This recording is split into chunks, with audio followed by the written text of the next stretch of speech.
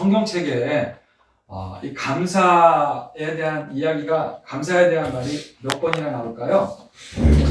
제가 하나하나 세보진 않았지만 검색을 해보니까 약 150여 곳에서 감사에 대한 이야기를 말씀하고 있습니다. 왜 이렇게 많이 나올까요? 감사에 대한 말씀이. 그만큼 감사가 중요하기 때문이죠. 우리 사람들에게나 또 하나님께 이 감사에 대한 이야기는 정말, 감사는 정말 중요합니다. 우리 사람들에게는 언제나 하나님께 감사하는 마음, 감사하는 자세, 감사하는 삶의 태도가 너무나도 중요하기 때문에 성경에 이렇게 감사에 대한 이야기들이 많이 나오고 있는 것입니다. 제가 일을 하고 있잖아요. 일을 다니면서 여러 이제 공장도 다니고 회사도 사무실도 다니고 이렇게 현장도 다니면서 여러 사람들을 만나게 되는데, 이제 여러 사람들을 만나면서 일하시는 분들, 또 거기 직원들 이렇게 만나면서 그분들이 고맙다고도 하고 감사하고도 하고 또 때로는 이렇게 음료수도 갖다 주면서 이러면서 이제 감사하다고 고맙다고 하면 저도 정말 기분이 좋습니다. 감사한 마음으로 저도 더 친절을 베푸게 되죠.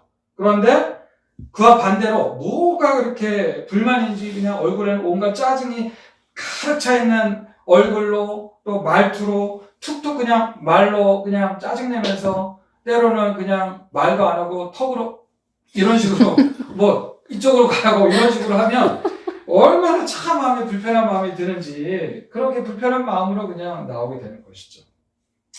감사하는 삶, 감사하는 감사의 태도는 정말 우리가 살아가는 데 있어서 중요합니다. 늘 웃으면서 감사하다고 하고 고맙다고 하고 이런 사람들이 있는 반면에 또 항상 뭔가 불만 있어 보이고 짜증나 있어 보이는 그런 사람들이 있습니다. 여러분들은 이 두 종류의 사람 중에 어떤 사람들을 만나고 싶어요? 어떤 사람들과 함께 일을 하고 싶습니까? 당연히 감사해야 하고 고마워하고 이런 사람들과 함께 하고 싶고 또 일을 하게 되면 이런 사람들과 일을 하고 싶어 하는 거죠. 그런 사람들과 함께 있으면은 나도 마음이 편하고 나도 기분이 좋습니다. 특별히 우리 그리스도인들에게 있어서 가장 중요한 감사의 대상이 누굴까요? 바로 우리 하나님께 우리가 감사해야 되는 것입니다. 우리가 하나님께 먼저 감사해야 하고 그 감사로 또 우리가 서로에게 이렇게 감사해야 하는 것입니다. 우리가 하나님을 가장 사랑하시죠? 그 하나님을 사랑하는 그 사랑의 마음을 가지고 우리가 또 서로 사랑을 해야 되는 것과 똑같습니다. 그렇게 감사는 사랑의 마음에서 나오는 것이고 사랑이 충만한 사람은 또 감사가 충만하게 되는 것이죠. 그렇게 감사와 사랑과 믿음은 다 이렇게 연결이 되어 있습니다. 여러분이 감사하는 삶은 그 사람의 인생을 행복하게 해줍니다. 여러분 기억하세요? 감사하는 삶은 그 사람의 인생을 행복하게 만들어줍니다. 헬렌 켈러 들어보셨어요? 헬렌 켈러의 이야기를 우리가 잘 알죠. 한 번쯤은 위인전으로 이 헬렌 켈러의 여사에 대해서 한 번쯤은 다 위인전으로 읽어보셨을 것입니다. 이 헬렌 켈러는 태어나서 19개월이 되었을 때 뇌막염에 걸렸어요. 그래가지고 뇌막염 후유증으로 인해가지고 볼 수도 없고 들을 수도 없고 말할 수도 없는 그런 3중 장애를 가지고 평생을 살아가게 되었습니다. 그런데 이 헬렌 켈러가 88년을 살았거든요. 88세를 살다가 하나님 나라로 갔습니다. 88년의 생애를 살면서 헬렌 켈러가 이룬 업적은 이루 말할 것이 없습니다. 그녀는 듣지도 못했고 보지도 못했고 말하기도 여의치 않았지만 대학교도 갔습니다. 대학교도 최우수로 졸업을 했어요. 그리고 이 헬렌 켈러는 5개 국어를 5개 국어를 표현할 수가 있었다고 합니다. 논문도 여러 편을 썼고요. 책도 많이 썼고 전 세계를 돌아다니면서 많은 사람들에게 커다란 용기와 희망을 주는 그런 연설도 했고 강연도 굉장히 많이 했던 그런 분이었습니다. 이 헬렌 켈러가 어느덧 나이가 많이 들어서 이제 기자회견을 한번 하게 되었는데 한 기자가 이런 질문을 했다고 해요. 당신은 지금까지 참 놀라운 삶을 살았지만 듣지도 보지도 말하지도 못하는 고통을 평생 겪으면서 살아왔는데 그런데 하나님께 원망스러웠던 적이 없었습니까? 이렇게 물었어요. 그랬더니 헬렌 켈러가 단호하게 이렇게 말했다는 것입니다. 단 한 번도 저는 그랬던 적이 없습니다. 저는 하나님께 정말 감사합니다. 하나님께서 내게 베풀어 주신 그 은혜를 생각하면 감사하게 해도 시간이 부족합니다. 이렇게 이야기를 했다고 합니다. 그리고 실제로 헬렌 켈러가 이제 마지막 임종을 앞두고서 마지막 고백을 했는데 이런 고백을 했다고 해요. 눈을 감기 전에 참으로 나의 인생은 아름다웠다라는 고백을 하고 눈을 감고 하나님 나라에 갔다고 합니다. 여러분, 이런 헬렌 켈러와 같은 감사의 삶을 살고 싶지 않으십니까? 여러분의 자녀들의 삶은 어떠한 삶을 살아가기를 우리가 원합니까? 헬렌 켈러와 같이 어떠한 환경 속에서도 어떤 상황 속에서도 감사가 넘치는 감사하는 인생이 되기를 우리가 간절히, 우리의 자녀들이 그렇게 살게 되기를 우리가 또 간절히 원하지 않습니까? 왜냐하면 우리가 가장 사랑하는 자녀들이기 때문에, 우리의 자녀들의 삶 속에서 불평과 불만으로 가득 차 있는 그런 삶이 아니라 우리의 자녀들은 모든 것이 감사해야 하고 감사가 넘치는 그런 삶을 살아갈 수 있기를 우리는 간절히 원하는 것이죠. 우리 하나님 아버지도 그러하시다는 것입니다. 우리 하나님 아버지도 우리를 정말 사랑하시기 때문에 우리가 감사가 넘치는 그런 삶을 우리 하나님 아버지가 우리가 그렇게 살아가기를 원하시는 것입니다. 제가 어제 머리가 검해졌죠, 더. 제가 미용실을 가서 머리를 이렇게 손보고 왔는데, 이렇게 깎고 왔는데, 미용실 갔다가 오는 길에 아파트 단지 내에서 어떤 한 가족이 이렇게 지나가는 것을 봤어요. 아이들이 어렸는데 한 5살, 3살쯤 돼 보이는 남자 아이들하고 같이 엄마 아빠가 이렇게 걸어가더라고요. 그런데 3살쯤 돼 보이는 막내가 갑자기 막 자동차들이 여러 군데 이렇게 여러 차가 지나가는데 글로 막 달려가는 거예요. 그러니까 엄마 아빠가 얼마나 깜짝 놀랐겠습니까? 그 아이의 이름을 계속해서 부르면서 멈추라고 하는 장면을 제가 보면서 오늘 말씀을 또 함께 묵상하면서 깨닫게 되었습니다. 여러분, 이 엄마 아빠가 왜 그렇게 다급하게 자녀에게 여러 번 반복해서 이름을 부르면서 주의를 주고 있습니까? 그 사랑하는 자녀가 그렇게 위험한 곳으로 다니다가 다치면 큰일 나잖아요. 여러분, 우리가 성경을 보면 아까 감사에 대한 말씀이 몇 군데 나온다고 했어요?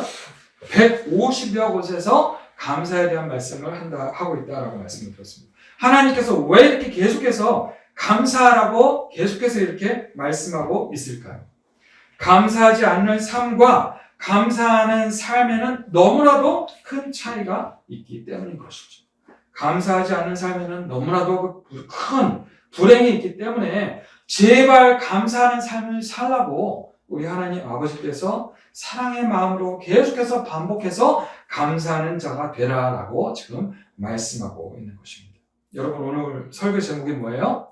감사하는 자가 되라. 설교 제목이 뭐예요? 감사하는 자가 되라. 오늘 이 말씀이 우리를 너무나도 사랑하시는 우리 하나님 아버지께서 감사하는 삶이 너무나도 중요하기 때문에 다급해서 반복해서 말씀하시는 하나님 아버지의 그 사랑의 메시지인 줄을 여러분 꼭 믿으시길 바랍니다. 여러분, 감사하는 삶이 정말로 중요하고 감사하는 삶을 살면 얼마나 행복해지는지를 우리는 알고 있습니다. 그런데 우리가 계속해서 감사하는 삶을 사는 것이 실제로 우리가 살다 보면 쉽지가 않죠. 어떤 때는 정말 감사하다가도 시간이 지나면 감사를 잊어버리게 됩니다. 우리가 우리 부모님께 정말 이렇게 키워주시고 양육해주시고 또 돌봐주시는 것에 감사하는 마음을 갖다가도 이 감사하는 마음을 너무나도 쉽게 잊어버리죠. 마찬가지로 시간이 지나면 우리 하나님께도 감사하는 마음을 쉽게 잊어버리기도 합니다. 정말 어려울 때 우리를 도와주시고 우리의 기도에 응답해 주신 하나님께 감사하다가도 어느 순간 나의 삶이 사는 것이 힘들고 고달플 때는 이 감사할 마음이 사라지게 되는 것이죠. 내가 정말 열심히 기도해서 응답을 받았을 때는 또 감사하지만 열심히 기도했는데 응답받지 못한다고 생각이 되면서 원망이 들면서 또 이 감사의 마음이 사라지기도 합니다.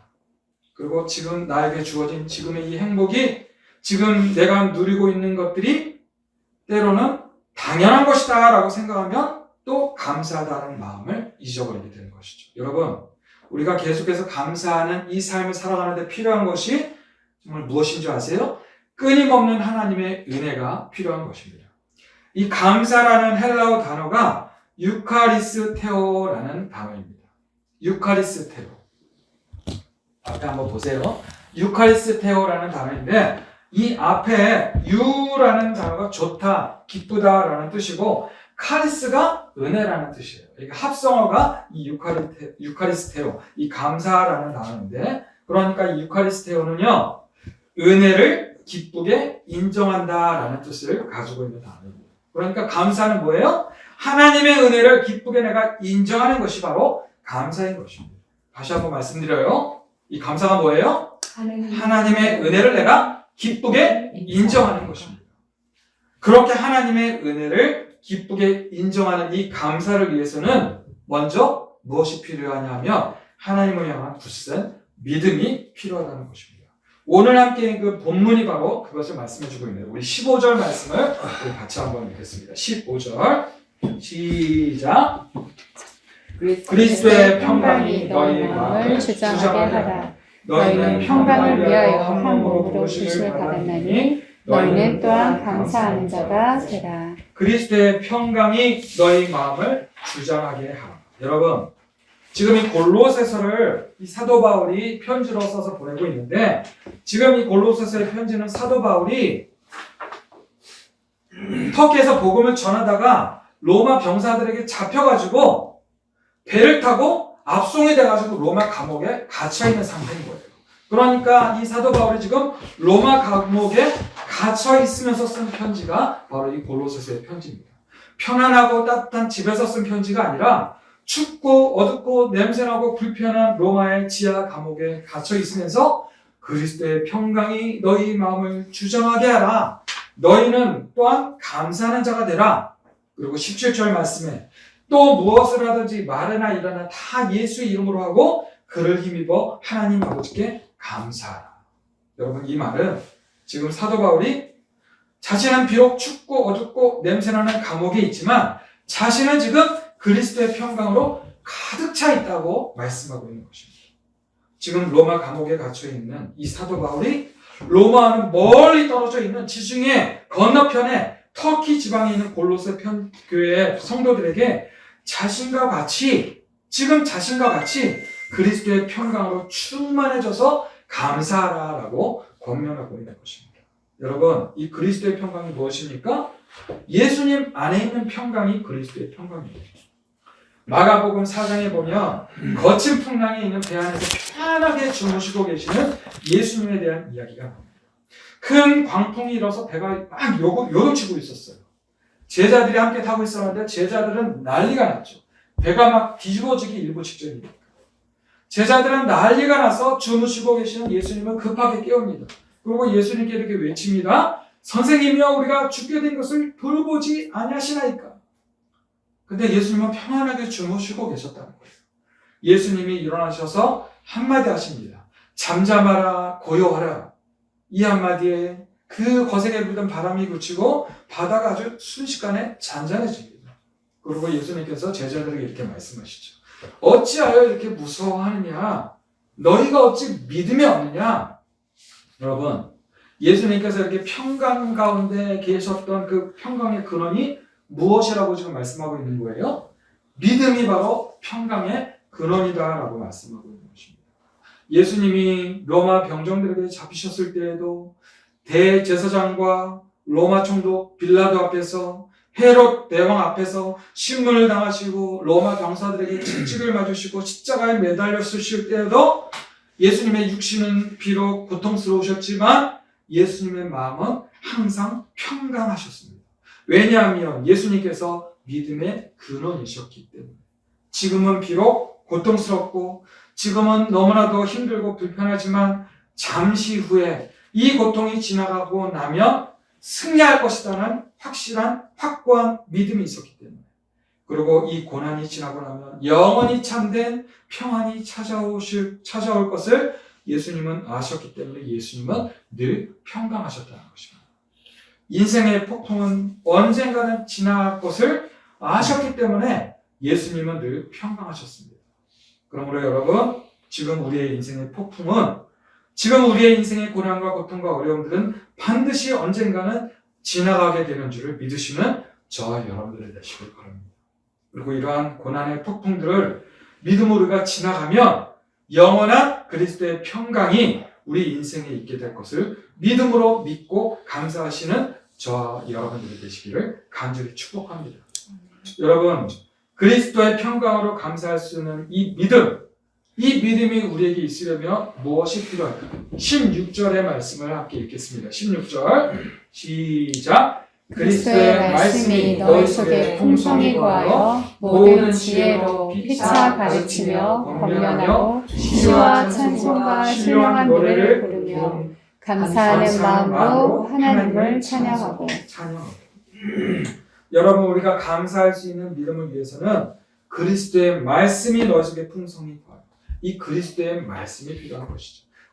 우리가 이 그리스도의 말씀, 즉 이 성경의 말씀을 날마다 읽고 묵상하고, 그래서 성경의 말씀을 우리가 풍성하게 알아야지 믿음이 우리에게 주어지는 것입니다.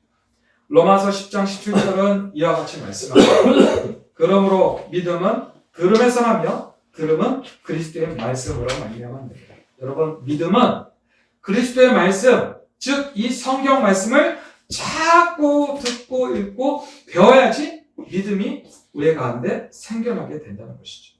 지난주에도 말씀드렸지만 믿음은 여러분 내가 가지려고 해서 갖게 되는 것이 아니라고 했습니다. 내가 나의 의지로 믿어야지 해서 하나님을 향한 믿음이 생기는 것이 아니라는 것입니다. 우리 자녀들은 부모가 진짜 나의 부모인지 어떻게 알까요? 우리 자녀들은 엄마 아빠가 정말 내 엄마 아빠인지 어떻게 알아요? 아이가 태어날 때에 자신이 태어나는 것을 직접 눈으로 봐서 아는 걸까요? 부모님들이 어려서부터 야, 너는 우리가 낳았어. 너 날 때 얼마나 아팠는 줄 알아? 얼마나 고생했는 줄 알아? 너 갑자기 그냥 7개월 만에 나와가지고 얼마나 엄마 아빠가 놀라는 줄 알아? 제 여기 눈에 흉터가 하나 있거든요. 여기 이렇게 눈썹에 흉터가 하나 있어요. 이게 왜 생겼나 기억이 하나도 안 나는데 부모님이 말씀해 주시는 거예요. 너 3살 때 어디 가는지 몰라가지고 봤는데 갑자기 밖에 나가가지고 그 옆에 공사 현장에 가서 구경한다고 그 앞에 서 있다가 삽질하는 아저씨가 삽질을 하는데 그 앞에 서 있다가 삽에 찍혀가지고 난 자국이야. 이렇게 얘기를 해주시더라고요. 저는 기억이 하나도 안 나는데 부모님이 저를 그렇게 말씀을 해주셔가지고 제가 알게 되는 거죠. 저는 전혀 기억이 나지 않지만 부모님이 계속해서 말을 해주니까 그 말을 믿게 되는 것이죠. 그리고 우리 부모님이 얼마나 나를 사랑하시는지를 그 부모님의 말을 듣고서 내가 알게 되는 것입니다. 여러분, 우리 인간이 어디에서 왔고 어떻게 생겨나게 되었을까요? 아세요? 제가 챗GPT한테 쳐가지고 한번 물어봤어요. 챗GPT가 뭐라고 했냐면 현재 과학으로는 알 수가 없다고 합니다. 사람들이 아무리 철학적으로 고민해보고 과학적으로 연구해봐도 도무지 알 수가 없다는 것이죠. 무슨 과학자들이 연구해봐도 몇 억 만분의 1로 작은 아미노산 그 분자에 번개가 쳐가지고 그게 미생물이 돼가지고 미생물이 진화가 돼가지고 결국에는 이런 우리 사람이 됐다 이렇게 얘기를 하는데 이거는 그냥 다 과학적으로 증명이 될 수 없는 이야기고 다 허구라는 거죠. 진화론자의 말들은 다 추측이고 허구라는 것입니다. 그런데 성경에서는 이렇게 말씀합니다. 성경 첫 페이지를 피자마자 첫 페이지에서 선포하고 있습니다. 태초에 하나님이 천지를 창조하십니다. 하나님의 말씀에 태초에 하나님이 천지를 창조하시고 사람을 창조하셨다고 말씀하셨기 때문에 그 하나님의 말씀을 믿음으로 우리는요 하나님이 우리를 진짜 흙으로 지으셨다라고 알고 믿는 것이죠. 그리고 실제로 지구상에 있는 흙의 성분과 우리 인간을 구성하고 있는 성분이 동일하다는 것이잖아요. 사람이 죽으면 땅에 묻거나 화장을 하죠. 그리고 다시 죽으면 다시 사람의 몸은 흙으로 돌아가는 성경 말씀대로 그대로 된다는 것입니다.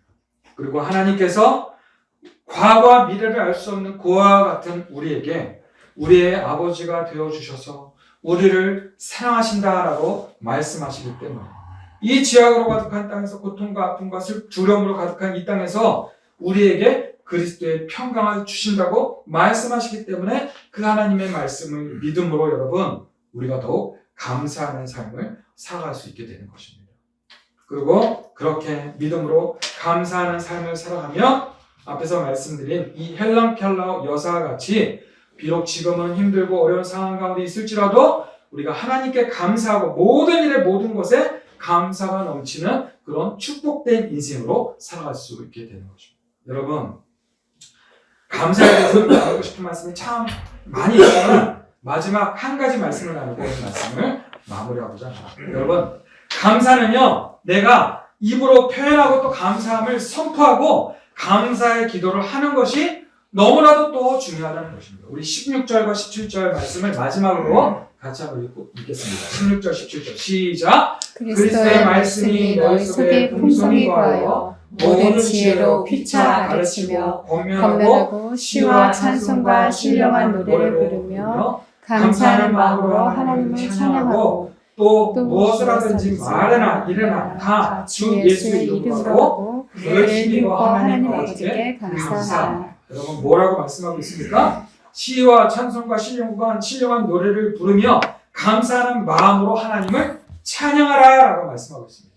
그리고 또 무슨 일이든지 주 예수의 이름으로 하나님께 감사의 기도를 올려드려라 라고 말씀하고 있습니다. 여러분 이런 유명한 이야기가 있습니다. 여러분 뭐 들어보셨는지 모르겠지만 어떤 남자가 어떤 아가씨를 짝사랑했어요. 그런데 고백할 용기가 없는 거예요. 그래서 이 남자는요 어떻게 하기로 계획을 세웠냐면 자신의 그 사랑의 마음을 전하기로 결심을 하고 연애 편지를 써서 보내기로 했습니다. 그래서 매 주일마다 편지를 써서 보내는 거예요. 그렇게 1년, 2년, 3년 동안이나 앞에 나설 용기는 없고 계속해서 오랫동안 그냥 연애 편지만 써서 보냈습니다. 자, 그런데 결론이 어떻게 되는지 아세요? 이 아가씨는 그 편지를 전달한 우편 배달부와 결혼을 했어요. 웃기잖아요? 이 아가씨가 편지를 배달한 우편 배달부와 결혼을 했어요. 아가씨가 연애 편지를 계속 받으면서 어떤 남자일까? 어떤 남자가 나를 이렇게 사랑하는 것일까? 직접 찾아오기를 기다렸는데 오지를 않으니까 편지를 전달하러 온 우편 배달부와 이러저러 3년 동안 대화를 나누다가 둘이 마음이 맞아가지고 둘이 결혼을 하게 됐다는 거예요. 여러분 무엇을 말씀하고 있습니까? 사랑과 감사와 이 은혜의 마음은 그 마음도 중요하지만 내가 직접 입술로 고백하는 것이 정말로 중요하다는 것입니다. 여러분 내가 입술의 말로 고백하는 것이 정말 중요합니다. 마음으로 사랑한다, 마음으로 감사한다고 해봤자 그 사랑과 감사를 입술의 말로 고백하지 않으면 그 사람은 모르는 것입니다. 감사도 마찬가지로 마음으로 감사하는 것이 중요하지만 입술로 감사를 고백하면 그 감사의 마음이 전해지도록 하는 것이 너무나도 중요한 것입니다. 그러니까 여러분 남편에게나 아내에게나 부모님에게나 자녀들은 부모님에게도 사랑한다고 감사한다고 입술로 고백을 하시기 바랍니다. 감사하다고 입으로 많이 말하기를 바랍니다. 지금 한번 옆에 있는 분에게 남편에게 아내에게 친구에게 엄마 아빠에게 부모님에게 지금 한번 고백을 해보겠습니다. 감사합니다. 사랑합니다. 축복합니다. 고백해 보겠습니다. 시작. 사랑합니다. 축복합니다. 자, 한 번 더. 여보, 엄마, 아빠, 할머니, 감사합니다. 사랑합니다. 축복합니다. 시작. 감사합니다. 사랑합니다. 여러분, 이렇게 고백하는 모습이 얼마나 아름답습니까? 고백하니까 기분이 좋죠. 감사하죠. 더 감사가 넘쳐나게 되는 것입니다. 더 사랑하게 되는 것입니다. 그리고 우리 하나님 아버지께도 시와 찬송과 신령한 노래를 부르면서 감사하는 마음으로 하나님을 찬양하고 주 예수의 이름으로 하나님 앞에 감사의 기도를 더욱 올려드리실 수 있는 저와 여러분들 되시길 바랍니다. 여러분, 야고보서 2장 26절 말씀대로 행함이 없는 믿음은 죽은 믿음이다 라고 말씀하고 있는데, 표현이 없는 감사는 아무런 의미가 없는 감사일 수가 있는 것입니다. 표현이 없는 사랑은 아무런 의미 없는 사랑일 수도 있는 것입니다. 그러니까 여러분, 앞으로 더욱 날마다 우리 하나님께 감사를 선포하시고 감사를 찬송하시고 하나님 감사합니다, 감사의 기도를 올려드리실 수 있는 저와 여러분들 되시기를 간절히 축복합니다. 그렇게 감사하는 삶을 살아가면, 감사의 은혜가 더욱 넘치는 삶을 더욱 살아가면 그러한 삶이 더욱더 아름답게, 감사가 넘치는 삶으로 아름답게 변화되시는 그런 삶을 살아가실 수 있는 저 여러분들 되시기를 주님의 이름으로 축복합니다. 기도하겠습니다.